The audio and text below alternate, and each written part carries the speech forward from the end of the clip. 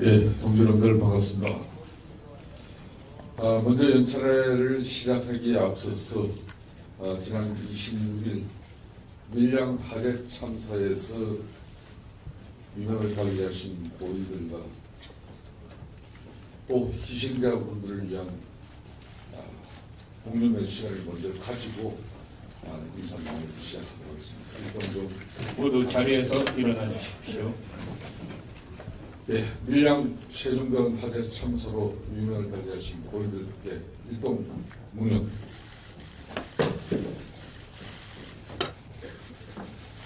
바로 자리해 주시죠. 유가족 분들께도 깊은 위로의 말씀을 드리며 크거나 작은 부상을 입으신 분들 한 분 한 분 빠른 기회를 기원드리겠습니다. 자유한국당은 사건 발생 당일 원내대표인 저를 대책단장으로 긴급 대책반을 구성해서 정책위장을 비롯한 대책반이 현장에 긴급하게 투입됐습니다. 계속되는 사건 사고로 우리나라 국민 여러분들은 도란을 넘어서 공포에 오고 계십니다. 1일 1참사라고 해도 과언이 아닙니다.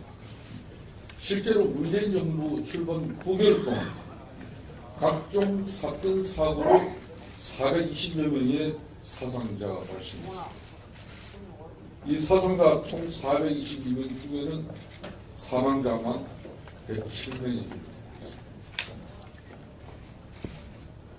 특히 지난 12월 1일 이 두 달 사이에는 영도 낚싯배 전복 사건, 그리고 지난 12월 가순의 제천 화재 참사, 그리고 지난 26일 또 밀양 세종병원 화재 현장에서 안타까운 분들이 또 희생됐습니다. 문재인 대통령은 사건 사고가 날 때마다 재발 방지와 후속 대책을 언급했지만 말만 뻔질을 하고 아직 어느 것 하나 제대로 나아진 게 없습니다. 문재인 대통령은 국민 앞에 크게 사과해야 됩니다. 대한민국의 제1야당이 무고하고 아까운 국민의 목숨을 헛되게 이렇게 죽음으로 내몰리고 있는데 그 죽음의 현장에서 이 정권에게 책임을 묻고 또 다른 재발 방지를 위해서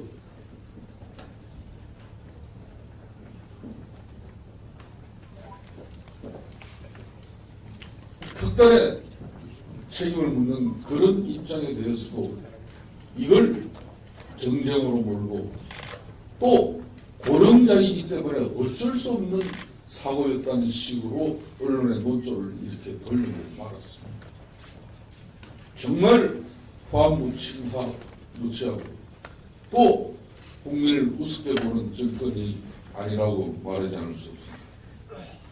지난 문재인 정권 9개월은 사회주의 체제로서의 국가 체제로의 큰 전환을 위한 예고편을 울리는 것이라고 볼 수밖에 없습니다.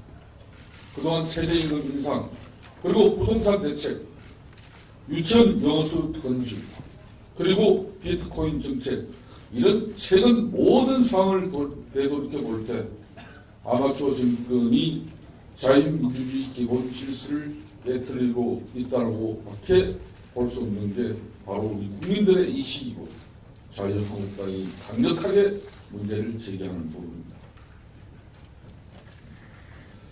한 국가가 올림픽을 치른다는 것은 새로운 도약입니다. 그런데 이 도약은 대한민국이 도약이 되어야 하는 것이지 북한의 핵미사일 도발 행위에 따른 국제사회의 대북 제재를 극복해주는 도약이 되어서는 결코 안 될 것입니다. 북한 체제의 선제대상으로 정치적인 이해 덕실만을 따지는 문재인 정부와 과연 올림픽 개최 국가의 정무인지 크게 의아심이 될 수밖에 없습니다. 이 정권이 지금 같은 국정 기조를 그대로 유지한다면 우리 자유한국당은 더 이상의 국정 운영에 남는 상을 그대로 방치할 수 없습니다. 저희 자유한국당 우리는 엄동설안에 내버려진 별개입니다. 야당으로서의 체질전환을 시급하고 허급하게 해야 함에도 불구하고 아직까지도 너무도 안이한 의식에 젖어 있지 않은지 이번 연찬을 통해서 처절한 우리들의 자성과 반성이 필요합니다. 올해는 재헌 근무 70주년 되는입니다. 지난 1일 초 문재인 대통령은 개헌에 관한 입장을 신년사에서 밝히면서 장기 집권을 획책하려는 문재인 간제 개헌 시도를 온 국민 앞에 선포를 했습니다. 권력구조 개편의 핵심인 장적 대통령의 폐단을 끌어내겠다는 그런 확고한 의지는 전혀 살펴볼 수가 없었습니다. 오늘 우리는 이 자리를 통해서 문재인 정부의 간제 개헌을 저지하고 권력기관 개편 문제를 치열하게 논의하고 또 국가계획의 방향을 올바르게 정립하고 권력기관을 입맛대로 조롱하는 문재인 정권의 정략적 시도를 막을 수 있도록 우리 모두가 대여투쟁의 전사가 되어야 하는 것입니다.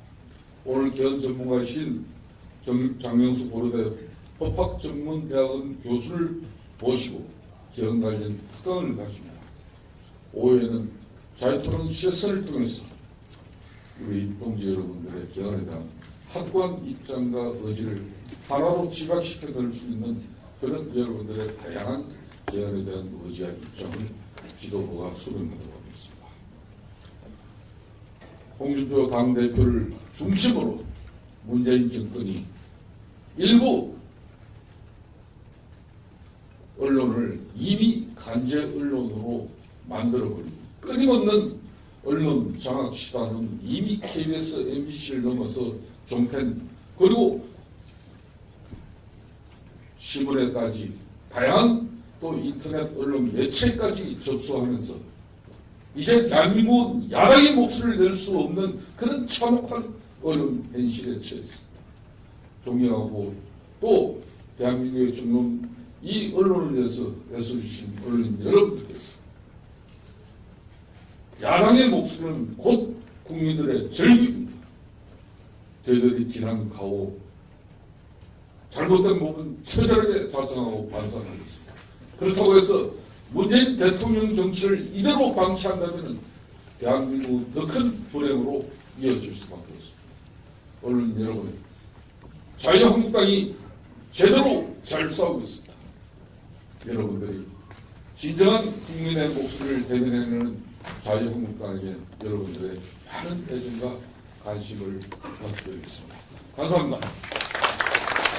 네, 연일 수고 많습니다. 우리 김성태 원내대표께 다시 한번 큰 박수 부탁드리겠습니다. 감사의 말씀을 드립니다.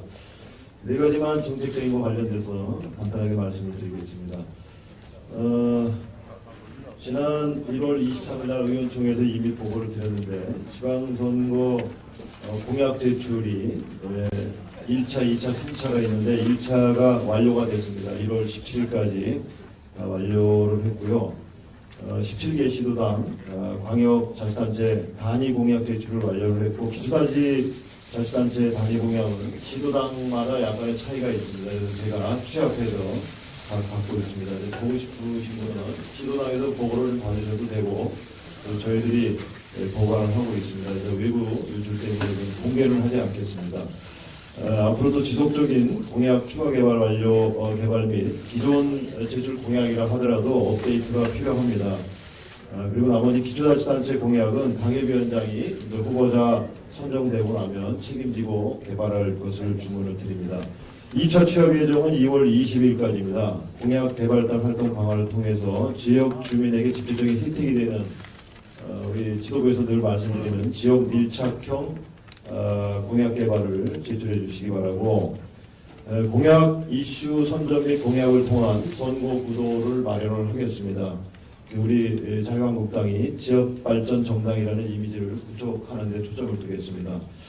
그 다음에 지역 맞춤형 정책 홍보 전략을 수립해서 홍보 콘텐츠도 개발을 하고 있습니다. 그래서 지역별, 연령별, 분야별, 계층별로 분류해서 시도 및 기초자치단체 공약 전체를 보여주는 공약 포털 사이트를 우리 홍보에서 운영할 예정입니다.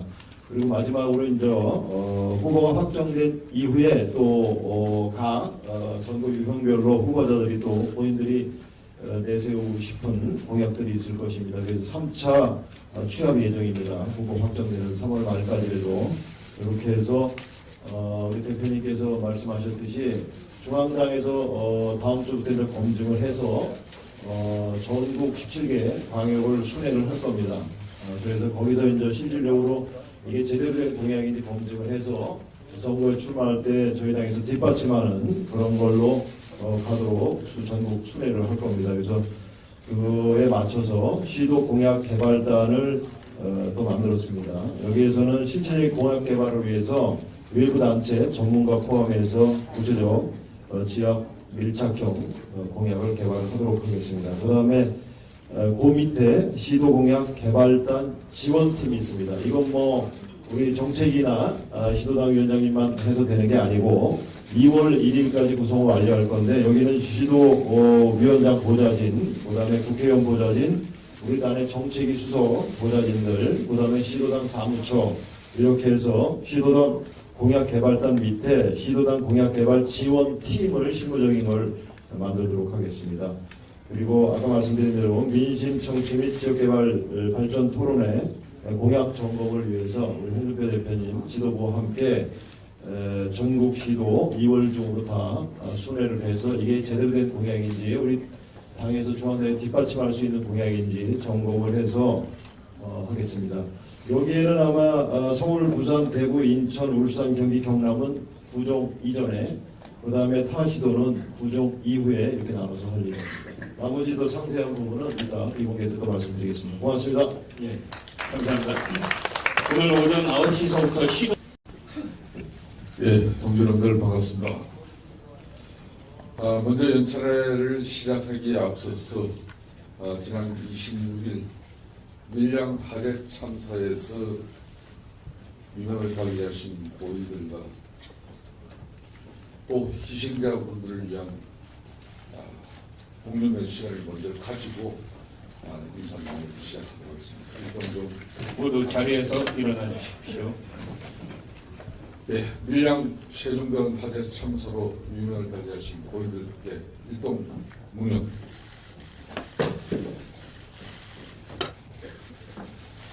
바로 자리에 앉으시죠. 그래서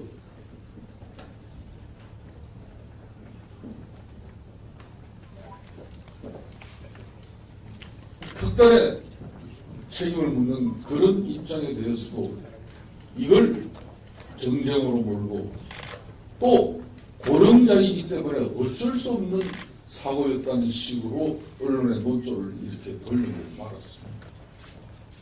정말 무치하고 또 국민을 우습게 보는 정권이 아니라고 말하지 않을 수 없습니다.